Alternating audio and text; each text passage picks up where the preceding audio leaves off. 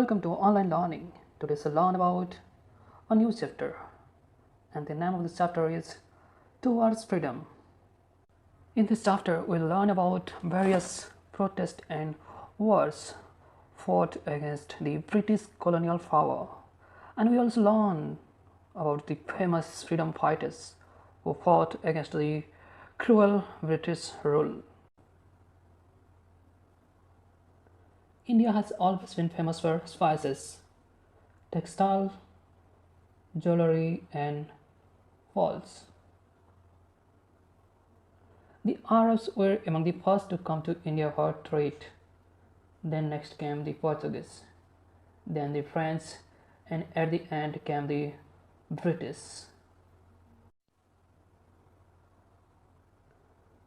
The British emerged as the most powerful among them. They traded through the English East India Company. The company bought goods cheaply from India and sold them abroad at high prices. These are the things which are brought from India to Europe, and these things were sold at high prices. This resulted in huge profit for the company. Definitely, when you buy something with cheap price and when you sold those things at a high price, definitely you will gain a high profit. And gradually they came here for trade, and they started capturing our land. They made factories, and slowly they expanded their area in our Indian subcontinent. Little by little, the English East India Company established control over the whole of India. Taking advantage of the lack of unity among the Indians, the British conquered large parts of India and established their rule. During those days, there was no unity among the Indian rulers. They were fighting among themselves to show their power and to conquer other territories. Discontent among Indians. Once the British were firmly established in India, they exploited the farmers, traders, craftsmen, and the rulers of local kingdom. So, what does discontent mean?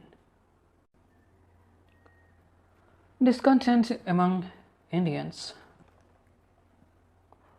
Once the British were firmly established in India, they exploited the farmers, traders, craftsmen, and the rulers of local kingdom.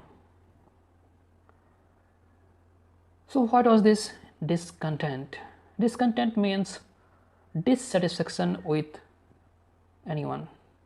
That means suppose I'm not satisfied with you, that is dissatisfaction or discontent. So why when the farmers, traders, craftsmen, and the rulers not satisfied with the British? The farmers were not satisfied with the British because the farmers were asked to pay very high taxes. Even when there was flood, when there was drought, that time also they were asked to pay high amount of taxes. The farmers were asked to grow indigo, a plant which is a source of indigo dye and cotton. The farmers in India were forced not to grow rice, wheat, or other edible crop. So, what will be eaten by farmers and their family and other people? Due to this, farmers in India became poorer, and many died due to starvation. Cheaper mill-made cloth was imported into India from England. It created a huge demand in the Indian market, whereas the Indian weavers made cloth was rejected. As a result, the handloom industry of India suffered and lakhs of weavers became unemployed. They suffered the same fate as the farmers. The British did not allow the Indians to open mills and factories. Indian traders were not allowed to trade in items of their choice. Indian rulers and princes were also unhappy with the British. Why?